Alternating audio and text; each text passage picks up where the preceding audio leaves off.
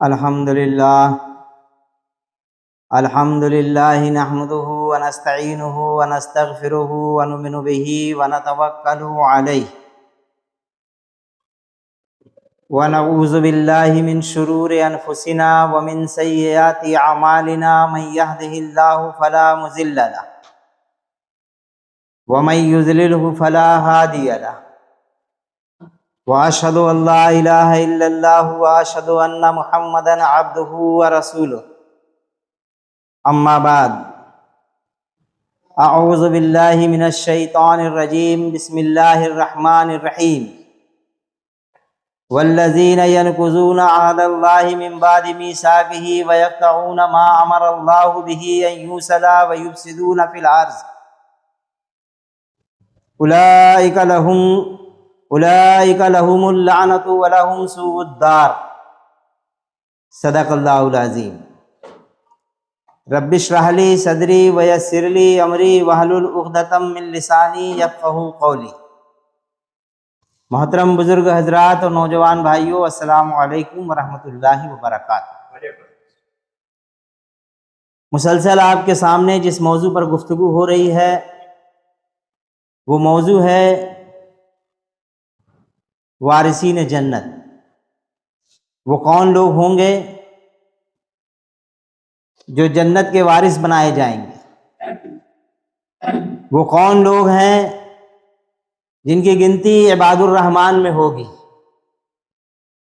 اور وہ کون لوگ ہیں جن کا شمار دانش مندوں میں کیا جائے؟ ان کی صفتیں بیان ہو رہی ہیں، اور ان کی صفتوں کی وجہ سے یہ صفتیں جو لوگ اپنے اندر پیدا کر لیں وہ وارثین جنت ہوں گے۔ ان صفتوں کو بیان کرتے ہوئے پچھلے ہفتے میں ہم نے جو آپ کے سامنے صفتیں بیان کی تھی وہ ربط کے متعلق تھی کہ اللہ تعالیٰ نے جن جن روابط کو برقرار رکھنے کا حکم دیا ہے وہ انہیں برقرار رکھتے ہیں، اور ان روابط میں ہم نے آپ کے سامنے بات رکھی کہ یہ لوگ جو وارثین جنت ہیں وہ اپنا ربط اللہ رب العالمین سے برقرار رکھتے ہیں، انبیاء اکرام سے برقرار رکھتے ہیں، رسول اللہ سے برقرار رکھتے ہیں، امت سے برقرار رکھتے ہیں۔ یہ ربط کہیں ٹوٹنے نہیں پاتا۔ پھر ماں باپ سے اپنے ان رشتوں کو، عہد و پیمان کو برقرار رکھتے ہیں، پھر رشتہ داریوں کو برقرار رکھتے ہیں جو قریب ترین رشتہ دار ہوتے ہیں۔ پھر جب آدمی سنے بلوغ کو پہنچتا ہے تو وہ نئی رشتہ داریاں جو سسرال کی شکل میں ہمیں ملتی ہیں ان کا بھی ربط برقرار رکھا جاتا ہے۔ پھر ہم نے آپ کے سامنے رکھی تھی کہ پھر میت سے ربط، کہ ہمارا ربط اللہ تبارک و تعالیٰ نے زندگی کے اندر تو برقرار رکھنے کو کہا ہی ہے، ہمارا ربط مردوں سے بھی، جو ہمارے اپنے مسلمان ہیں، کلمہ گو لوگ ہیں جو دنیا سے رخصت ہو گئے، ان سے بھی ہمارا رشتہ برقرار رہنا چاہیے۔ اور اللہ تبارک و تعالیٰ نے اس کی شکل بیان کی کہ یہ رشتہ کیسے برقرار رہ سکتا ہے، اور وہ عظیم دعا اللہ تبارک و تعالیٰ نے قرآن عظیم کے اندر نازل فرما دی، جس کو ہم لوگ نمازوں میں بار بار کیا کرتے ہیں۔ رب اجعلنی مقیم الصلاۃ ومن ذریتی ربنا وتقبل دعا ربنا اغفر لی ولوالدی وللمؤمنین یوم یقوم الحساب۔ بار بار یہ دعا ہم دہراتے ہیں۔ یہ ربط مسلسل ہے جو حضرت آدم علیہ السلام سے لے کر وہ آخری مسلمان جو قیامت کے دن ختم ہوگا اس تک برقرار ہو جائے، بلکہ اس سے بھی آگے بڑھتا ہے۔ یہ ربط حشر میں بھی برقرار رہتا ہے، اور اس ربط کو بھی اللہ تبارک و تعالیٰ نے کہیں ٹوٹنے نہیں۔ اور پھر جو لوگ ان ربط کو برقرار رکھے ان کو کہا کہ یہ جنت کے وارث ہوں۔ آج اسی مناسبت سے ہم نے گفتگو آپ کے سامنے رکھنی ہے، وہ یہ کہ جو لوگ ان ربط کو کاٹ دیں، ان روابط کو توڑ دیں، ان کا کیا حشر ہوگا؟ جو لوگ اس ربط کو برقرار رکھیں، یہ روابط اپنی زندگی سے لے کر موت تک برقرار رکھیں، ان کے لیے تو جنت ہے۔ ایسے لوگ جو ان روابط کو توڑ دیں، ان کے لیے کیا ہے؟ یہ بیان ہونا ہے۔ سورہ رعد کی آیت نمبر 25 ہے جو ہم نے آپ کے سامنے تلاوت، فرمایا گیا کہ وہ لوگ جو اللہ کے عہد کو مضبوط باندھ لینے کے بعد توڑ ڈالتے ہیں، جو ان رابطوں کو کاٹتے ہیں جنہیں اللہ نے جوڑنے کا حکم دیا ہے، اور جو زمین میں فساد پھیلاتے ہیں، وہ لعنت کے مستحق ہیں، اور ان کے لیے آخرت میں بہت برا ٹھکانہ ہے، بہت برا ٹھکانہ۔ یہ وعید ہے اللہ تبارک و تعالیٰ کی طرف سے۔ ابھی عہد و پیمان کے اندر وہ تمام تر چیزیں جو برقرار رکھنے کا حکم دیا ہے، انہی کو کاٹنے کے متعلق یہ بات کہی، جس میں عہد الست سے لے کر، یعنی وہ الست، وہ عہد جو اللہ تبارک و تعالیٰ نے حضرت آدم علیہ السلام سے، ان کی پشت سے ان کی ذریت کو نکال کر کے اس وقت لیا تھا، وہاں سے شروع۔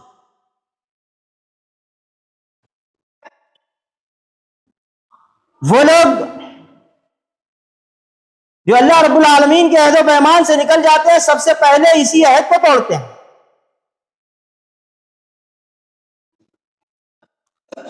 اور عہد الست سے ٹوٹ جانے کے نتیجے میں وہ عہد جو شعوری طور پر ہم لوگ دنیا کے اندر قائم کرتے ہیں، کلمہ شہادت کے طور پر جو قائم ہوتا ہے، جو روئے زمین پر بسنے والی پوری امت کو ایک کر دیتے ہیں، جو اس کے ساتھ وابستہ ہوا کرتا ہے، وہ ان روابط کو بھی کاٹ دیتے ہیں، توڑ دیتے ہیں۔ آج تو بہت زیادہ سمجھانے کی ضرورت نہیں ہے، اس کلمے کی بدولت جو رشتہ قائم ہوتا ہے، وہ ہم نے آپ کے سامنے رکھ دیا کہ آدم علیہ السلام سے جوڑتا ہے،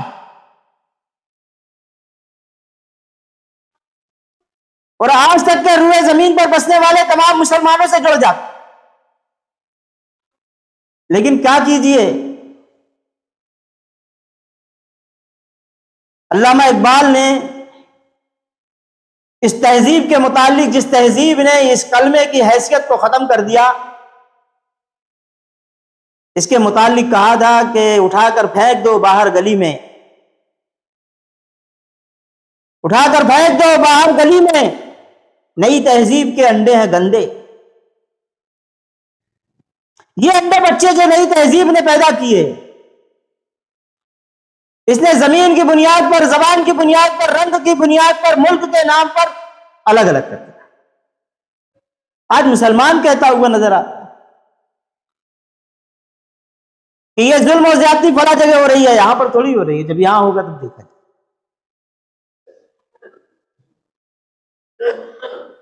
اس رشتے کو بھی پامال کر دیتا ہے۔ جب اس کلمے کی حیثیت کو نہیں سمجھ پاتا، جس سے وابستہ ہونے کے نتیجے میں روئے زمین پر بسنے والی پوری امت سے اس کا ربط ہو جاتا،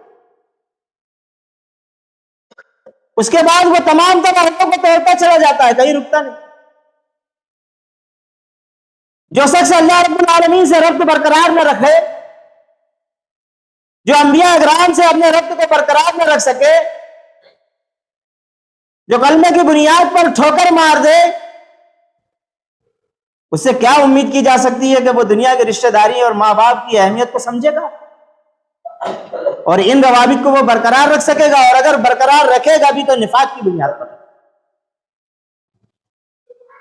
کوئی ہمدردی، کوئی خلوص، کوئی اخوت، کوئی محبت کا رشتہ باقی نہیں رہے گا اگر اللہ رب العالمین سے رشتہ باقی نہ رہا، یہاں تک توڑ دے گا۔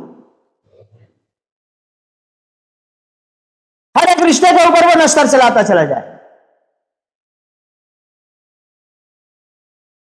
پھر امت کے اندر ربط کو کاٹنے والے طرح طرح کے لوگ ہمارے اندر موجود ہیں، اس کو کہنے کی ضرورت نہیں۔ پچھلے ہفتے ہم نے آپ کے سامنے بات رکھی کہ اگر آپ سے کوئی شخص یہ کہہ دے کہ میں اسلام میں داخل ہونا چاہتا ہوں، مجھے کوئی ایسی کتاب دو جس میں کوئی اختلاف نہ ہو، تو آپ کون سی کتاب دیں؟ آپ کے دل و دماغ میں قرآن کے علاوہ کسی اور کتاب کا کوئی تصور پیدا ہی نہیں ہو، یہی وہ کتاب ہے جس میں کوئی اختلاف۔ اب ایک شخص اس کتاب کو پڑھنے کے بعد اگر وہ اسلام میں داخل ہو جائے اور وہ آ کر ہمارے معاشرے میں رہنے اور بسنے لگے، اور پہلی ہی نماز کا وقت آئے تو اسے 4 قسم کا مسلمان نظر آئے گا، 4 قسم کی مسجدیں نظر آئیں گی، 4 قسم کے لوگ اپنے اپنے فرقوں کی طرف کھینچتے ہوئے دکھائی دیں گے، اور نتیجہ یہ ہوگا کہ وہ سوچ میں پڑ جائے گا، سر پکڑ کر بیٹھ جائے گا کہ اللہ، ہم نے تو ایک دین اسلام اللہ رب العالمین کی بندگی کو اختیار کیا تھا، یہ لوگ ہمیں کس کس طرف کھینچ رہے ہیں؟ کیا ایسے لوگ نہیں ہیں؟ بہت بڑا نقصان ہوا امت کے اندر، چھوٹا موٹا نقصان نہیں ہے۔ جس ملک کے اندر ہم رہتے ہیں، جب ملک آزاد ہونے لگا، ڈاکٹر امبیڈکر کے ساتھ بہت زیادہ برا سلوک کیا گیا، خود ان کی قوم کی طرف سے، غیر مسلمین کی طرف سے۔ مسلمانوں نے ان کے ساتھ بڑے محبتانہ تعلقات قائم کیے، ان کو اپنے یہاں بسایا، جگہ دی، ان کے پڑھائی کے خرچ تک اٹھائے۔ وہ شخص اسلام کے قریب آ گیا۔ ڈاکٹر امبیڈکر کی بات کر رہے ہیں، جنہوں نے بھارت کا اتہاس لکھا ہے، جنہوں نے بھارت کا سنویدھان لکھا ہے، جنہوں نے اتہاس کے اوپر لکھتے ہوئے بہت ساری ایسی چیزوں کو واضح کر دیا ہے جس کو پڑھنے کے بعد خود ان کے دھرم کے لوگ ان سے ناراض ہو جاتے ہیں۔ اور سنویدھان تو ہم لوگ جانتے ہی ہیں کہ آج پورے ہندوستان کے اندر انہی کا لکھا ہوا سنویدھان تمام تر عدالتوں پر غالب ہے، قائم ہے۔ وہ شخص اسلام کے قریب آ گیا، شوق ظاہر کیا کہ وہ اسلام قبول کرنا چاہتا ہے۔ گاندھی کو معلوم ہو گیا،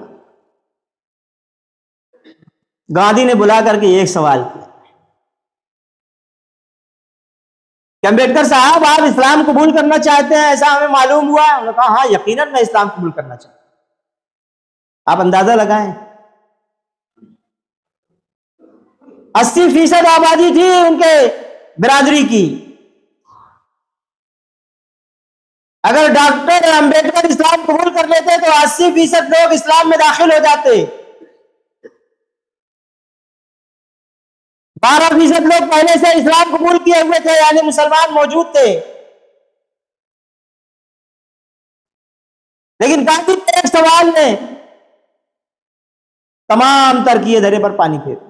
اس نے سوال کیا کہ تم اسلام قبول کرنے کے بعد کس مذہب کو اختیار کرو گے، کس کھانے میں تمہیں رکھا جائے گا، کیا بن کے رہو گے، مسلمان تمہیں وہاں کیا بنا کر رکھے گا،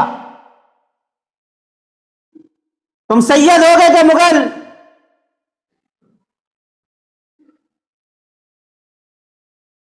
تم سنی ہو گے کہ وہابی، تم دیوبندی ہو گے کہ اہل حدیث۔ پیچھے ہٹ گیا وہ شخص۔ چھوٹا موٹا نقصان ہے، یہ نقصان لگاتار آج تک ہوتا چلا آ رہا۔ آپ دعوت اسلام، دعوت حق لے کر غیر مسلمین کے پاس جب پہنچیں گے اور آپ اسے اسلام سمجھائیں گے، وہ متاثر ہو جائے گا۔ فطرت میں ہے وہ چیز، انسان کا اسلام کی فطرت میں پیدا کیا گیا، وہ متاثر ہو جائے گا۔ لیکن جیسے ہی وہ مسلمانوں کی طرف دیکھتا ہے تو پھر کہتا ہے کہ جو کچھ اس کتاب کے اندر لکھا ہوا ہے ویسا مسلمان تو زمین پر نظر ہی نہیں ہے۔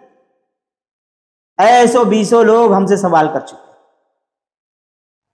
کہ وہ مسلمان کہاں ہے جو اس کتاب کے اندر بتایا جا رہا؟ وہ مسلمان تو دکھائی نہیں. یہ حالت ہے ہماری. ہم نے تمام تر رشتوں کو کاٹ دیا، اور رشتوں کو کاٹنے کے نتیجے میں، اس ٹکڑے ٹکڑے کر دینے کے نتیجے میں، فرقہ بندی کے نتیجے میں یہ بڑے نقصان ہمارے سامنے آئے. فتوے پر فتوے لگائے جاتے. اس مسجد میں نماز پڑھنا چاہیے، جس مسجد میں نہ جائے. کچھ لوگوں کی تو نماز کہیں ہوتی ہی نہیں ہے، صرف ان کی 2-3 مسجدیں وہیں ہوتی. تمام مسلمان ان کے نزدیک مشرک اور کافر ہیں. پھر دوسرا طبقہ ہے، وہ بھی شدت اختیار کیے ہوئے. لگاتار یہ نقصان ہو رہا ہے، اور پیغام حق کسی کے پاس نہیں ہے. ہر شخص اپنے اپنے فرقے، اپنے اپنے نظریات کی دعوت دیتا ہے. وہ دین جو اللہ پاک کی طرف سے ملا تھا، جس کو کامل کر کے حضور پاک کے ہاتھوں ہمارے اوپر واجب کیا گیا کہ اس کو پوری دنیا کے اندر، پورے روئے زمین پر پھیلایا جائے، وہ دین غائب. اب تو ہمارا ایجاد کیا ہوا مذہب ہے جو چل رہا ہے. ہر معاملے میں شدت، اور شدت کوئی ایک طرف سے نہیں، بلکہ جتنے فرقے ہیں ہر طرف شدت. قرآن سامنے رکھا نہیں جاتا، قرآن سے ہدایات لی نہیں جاتی، قرآن سے باتوں کو سمجھا نہیں جاتا، جس کے نتیجے میں یہ ساری چیزیں. موسیٰ علیہ السلام تھے،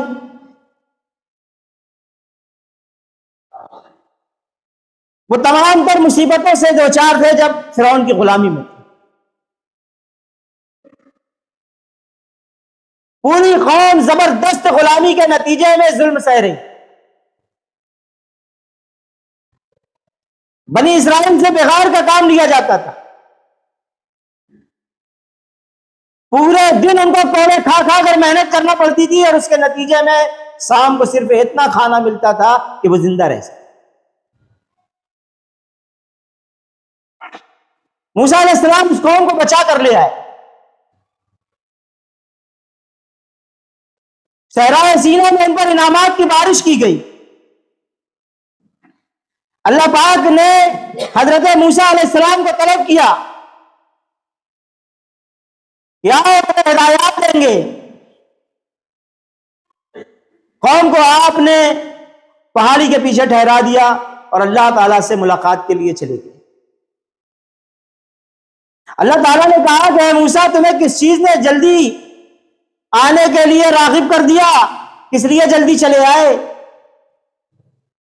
موسیٰ علیہ السلام نے کہا کہ میں چاہتا ہوں کہ آپ ہم سے خوش ہو جائیں. اللہ پاک نے کہا آپ کے پیچھے آپ کی قوم گمراہ ہو گئی، سامری نے گمراہ کر دیا. موسیٰ علیہ السلام وہاں سے پلٹے نہایت ہی غصے میں، تورات لیے ہوئے، تختیوں پر لکھی ہوئی. قوم کے پاس آئے، تختیاں پٹک دی اور کہا کیا میں نے تمہیں سمجھایا نہ تھا؟ کیا تم میرے طریقے سے ہٹ گئے؟ اور کیوں تم نے شرک کا رویہ اختیار کیا؟ قوم نے کہا کہ ہم نے کچھ اپنی طرف سے نہیں کیا، بلکہ ہم زیوروں سے، سونے چاندی سے لد گئے تھے، اسے اتار کر پھینک دیا. سامری آیا، اس کو جمع کیا، کچھ اس نے اس میں ڈالا، اور ایک گائے کسی صورت بنا دی، اس میں سے بیل کسی آواز نکلتی. کہنے لگا یہی تمہارا خدا ہے، اور موسیٰ علیہ السلام اس کو بھول گیا ہے. ہم لوگ اس لیے اس کی طرف راغب ہو گئے، ہمارا اس میں کوئی قصور نہیں ہے. غصے میں موسیٰ علیہ السلام حضرت ہارون علیہ السلام کی طرف پلٹے اور آپ کے سر کا بال اور داڑھی پکڑ کر کھینچتے اور کہتے ہیں ہارون، کیا تمہیں معلوم نہیں کیوں نہ تم ان سے الگ ہو گئے اور ان کا ہاتھ کیوں نہیں پکڑا؟ ہارون علیہ السلام نے کہا ہے میرے ماں کے بیٹے، میری داڑھی اور بال چھوڑ دے، میں نے اس خوف سے ان سے الگ نہ ہوئے، شدت اختیار نہ کی، جبکہ میں دیکھ رہا تھا کہ اس کی وجہ سے ان کے اندر 3 فرقے بن گئے، وہاں 3 فرقے ہو گئے تھے اس کی وجہ سے۔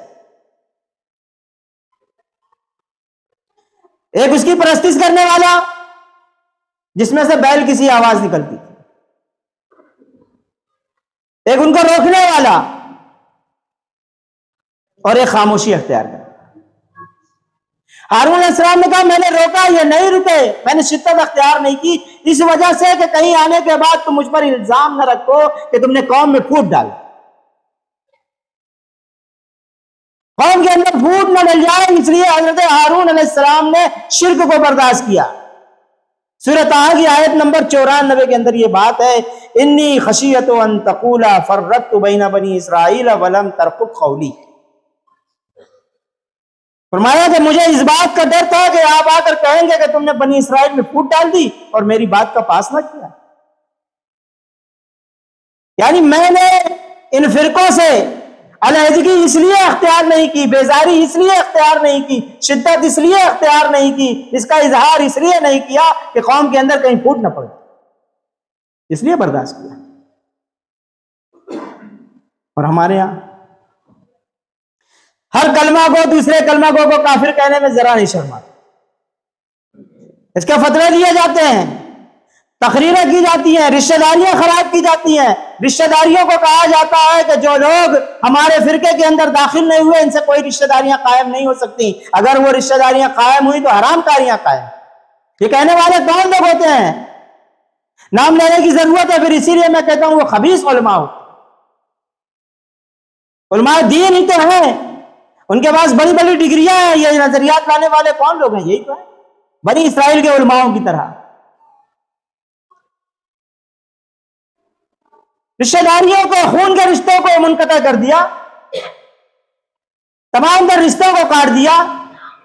اللہ رب العالمین نے کہا کہ جو لوگ ان رشتوں کو کاٹتے ہیں وہ لعنت کے مستحق ہیں، یہ فسادی ہے۔ ہم لوگ قرآن نہیں پڑھتے اس لیے ان باتوں کو سمجھ نہیں پاتے۔ اللہ تبارک و تعالیٰ نے تمام تر رہنمائی ہماری کی ہے اس کی۔ ایک جنگ کے موقع پر